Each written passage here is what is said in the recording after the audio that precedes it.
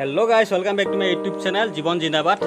বিশেষকৈ ছোৱালীসকলৰ বাবে এই ভিডিঅ'টো বহুত ইম্পৰ্টেণ্ট। সৰু ভিডিঅ' বনাম কিন্তু বহুত মন দি চাব, সকলোৰে বাবে উপযোগী, ছোৱালী হওক বা ল'ৰাই হওক। কিন্তু মানে ছোৱালীৰ কাৰণে এইকাৰণে কৈছোঁ, আজিকালি চাওক দেশত ধৰ্ষণৰ পৰা আদি কৰি মানে হত্যা লুণ্ঠন এইবিলাক বহুত বাঢ়ি গৈছে আৰু মানুহৰ কাম কাজ নাইকিয়া হৈছে। তেনে ফলত ল'ৰাও বাচি নাযায়, কিয়নো মানে হত্যাৰ পৰা আদি কৰি বহুত মানে ডকাইতি ঘটনা অসমতে হওক বা ভাৰততে হওক বহুত জেগাত হৈ আছে।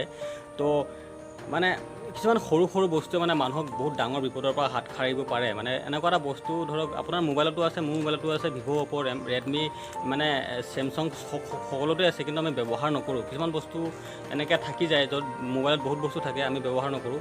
তেনেকুৱা এটা বস্তু হৈছে কি জানেনে, চ'ৰ্চ কল। তো চ'ৰ্চ কল মানে কি, ছেভ আৱাৰ চ'লছ। তাৰ অৰ্থ হৈছে ছেভ আৱাৰ চ'লছ, মানে নিজকে ৰক্ষা কৰা বা আমাক ৰক্ষা কৰিবলৈ দিয়া এটা পদ্ধতি। তো বস্তুটো আপুনি ব্যৱহাৰ কৰি থওক, একেবাৰে কম সময়ত, একেবাৰে অতি সহজ। তো যোনে আপোনাক বিপদ ঘটাবলৈ বিচাৰে ন, তেওঁ কেতিয়াও সাৰি নাযায় বা আপুনি বিপদৰ পৰা একদম সাৰিব 100% গেৰাণ্টি আছে। কিয়নো এনেকুৱা এটা বস্তু তেওঁ বিপদ ঘটাবলৈ বিচৰাজনকো সাৰি যাবলৈ নিদিয়ে কেতিয়াও। তো আহক ভিডিঅ'টো আৰম্ভ কৰোঁ। আপুনি ভিডিঅ'টো ভালদৰে চাব, মন দি বস্তুটো কেনেকৈ এক্টিভ কৰিব। তো বহুতে জানে চাগে আৰু বহুতে নাজানে, আৰু বহুতে জানিলেও মানে কি বস্তুটো মন নিদিয়ে, কিন্তু বহুত গুৰুত্বপূৰ্ণ বস্তু হয় এইটো। গতিকে জানাসকলকো কৈছোঁ, নজনাসকলকো কৈছোঁ, একদম এতিয়া আপুনি এক্টিভ কৰি থওক। আৰু বিশেষকৈ মহিলাসকলৰ কাৰণে বহুত ডাঙৰ এটা উপকাৰী বস্তু হয় এইটো। তো এক্টিভ কৰি থওক। আপুনি বিপদত যেতিয়াই পৰিব তেতিয়াই আপোনাক এইটো বহুত ডাঙৰ এটা হেল্প কৰিব। তো ভিডিঅ'টো আৰম্ভ কৰি দিওঁ আহক। ভিডিঅ'টো ভালদৰে চাই যাব। বেছি দীঘল ভিডিঅ' নহয়, কিন্তু কেনেকৈ এক্টিভ কৰিব বা কি উপকাৰ কৰিব ইয়াৰ পৰা আপুনি ধুনীয়াকৈ বুজি পাই যাব। ভিডিঅ'টো ভালকৈ চাই যাওক।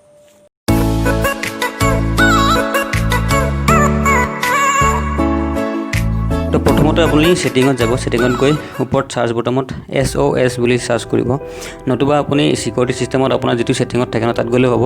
তো ইমাৰ্জেঞ্চি SOS লিখা থাকে। ইমাৰ্জেঞ্চি SOSত যোৱাৰ পিছত এই নাম্বাৰত আপুনি যাব। তাৰপিছত আপোনাৰ নিজৰ নাম্বাৰ এড কৰি ল'ব, এড ইমাৰ্জেঞ্চি নাম্বাৰ। তো যিকোনো বিপদৰ সময়ত আপুনি যাক প্ৰথমতে লগ পায় তেওঁক আপুনি এড কৰি দিব। আৰু মই এড কৰা আছে এটা নম্বৰ, গোটেইবিলাক অন কৰি দিব। তাৰপিছত ইয়াৰ পৰা যেতিয়া অন কৰি পেলাই যেতিয়া আপুনি লগ কিটো 3বাৰ টিপি দিব, 3বাৰ টিপাৰ লগে লগে আপোনাৰ অট'মেটিকলি এটা মেছেজ গুচি যাব, য'ত আপোনাৰ লোকেশ্যনৰ যিটো লিংক থাকে সেইটো লিংক গুচি যাব অট'মেটিকলি।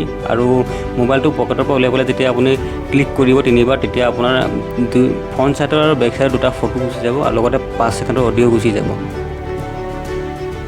চাওক একবাৰ ট্ৰাই কৰি দিওঁ। এনেকৈ টিপি দিয়াৰ লগে লগে এনেকৈ চাউণ্ড আহি যাব আৰু কল গুচি যাব পুলিচলৈও, আৰু আপুনি যি নম্বৰ দিছে সেইটো নম্বৰটো কল গুচি যাব। এই ভিডিঅ'টো এটা তামিলনাডুৰ আছিলে। তামিলনাডুৰ পুলিচে এইটো প্ৰস্তুত কৰি উলিয়াইছে, এডভাৰটাইজৰ কাৰণে উলিয়াইছে। তো কেনেদৰে আপুনি SOS কলটো প্ৰয়োগ কৰিব আপোনাৰ বিপদৰ সময়ত। তো এজনী ছোৱালী অসহায় হৈ আছিল ৰাতি, তাৰপিছত তেওঁ SOS কৰিলে, চ'ৰ্চ কল কৰিলে, কৰাৰ পিছত লগে লগে পুলিচে আহি তেওঁক বচাই দিলে। আৰু সেই যি দুগৰাকী বৰ্তমান বাইকত যোৱা দেখা গ'ল ন, তেওঁলোকো ধৰা দেখাইছে। তো এনেদৰে মানে ব্যৱহাৰ কৰিব পৰা যায় SOS কলটো। তো সেইটোৱে দেখাইছে, তো দেখিছে। তো যেতিয়াই আপুনি মোবাইলৰ পৰা পকেটৰ পৰা মোবাইলটো উলিয়াই আপুনি 3বাৰ লক কিটো টিপি দিব, লগে লগে আপোনাৰ কাষত থকা আপুনি মোবাইলটো হাতত লৈ পেলাই লগে লগে আপোনাৰ কাষত থকা দুষ্কৃতিকাৰী দুটা ফটো গুচি যাব, ফ্ৰণ্ট ছাইডৰ আৰু বেক ছাইডৰ।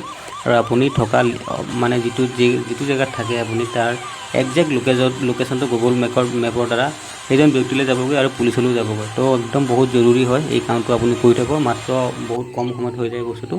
তো কৰি থৈ দিয়ক, কেতিয়া বিপদ কাৰ আহে কোনো ক'ব নোৱাৰে। গতিকে যেতিয়া বিপদ আহিব এই কথাটোলৈ মনত কৰিব, আৰু লক কিটো আপোনাৰ মোবাইলৰ যিটো লক কি থাকে সেইটো 3বাৰ টিপি দিব, আপুনি নিশ্চয় হাত সাৰিব পাৰিব।